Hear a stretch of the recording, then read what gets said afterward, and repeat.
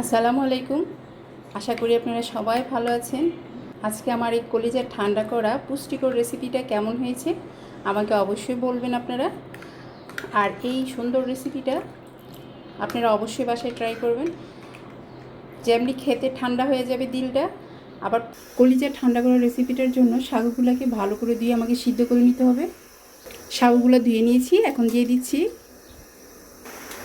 সাবুদানাগুলো সিদ্ধ হয়ে গেছে, এখন আমি এটা ছেঁকে নিব। একটি আম নিয়েছি, একটি ড্রাগন ফল নিয়েছি। পেঁপেটা আমি সকালে কেটেছিলাম, বাকি অর্ধেকটা ছিল, এটা রেখে দিয়েছি। আপনাদেরকে বলতে হবে যে এই ফলটার নাম কি। আমি সত্যি এই ফলটার নাম জানি না। আপনারা যদি জানেন অবশ্যই আমাকে এই ফলটার নাম বলে দিবেন। ফলটা খেতে কিন্তু অনেক সুস্বাদু, আর দেখতে ভিতরটা অনেকটাই আমাদের দেশীয় বাঙ্গির মতো খেতে হয়। নাশপাতি ফল আছে যে ওইটার মতো করে ধুয়ে কেটে নিয়ে আসছি। পেঁপে, ড্রাগন, আম, আর এটা হলো যে এই হলুদ ফলটা। এইটা খেতে কিন্তু অনেক সুস্বাদু এই ফলটা। আমি সবগুলো ফল একসাথে নিয়ে নিচ্ছি। অল্প অল্প করে ফল কতগুলো হয়ে গেছে দেখতে পাচ্ছেন। এখন দিয়ে দিচ্ছি সাবুদানা।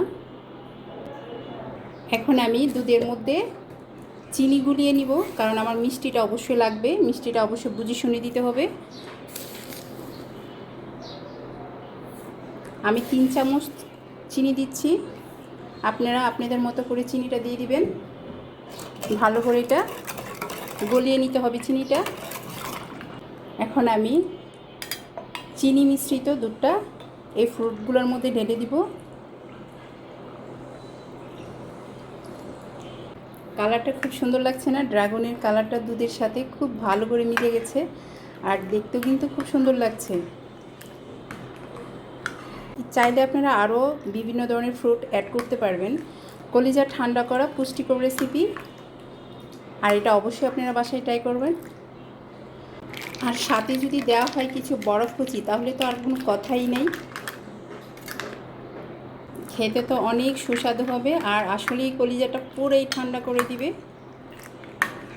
আজকে আমার এই কলিজার ঠান্ডা করা পুষ্টিকর রেসিপিটা কেমন হয়েছে আমাকে অবশ্যই বলবেন আপনারা। আর এই সুন্দর রেসিপিটা আপনারা অবশ্যই বাসায় ট্রাই করবেন। পুষ্টিগুণেও ভরপুর। আজ তাহলে এ পর্যন্তই। আল্লাহ হাফেজ।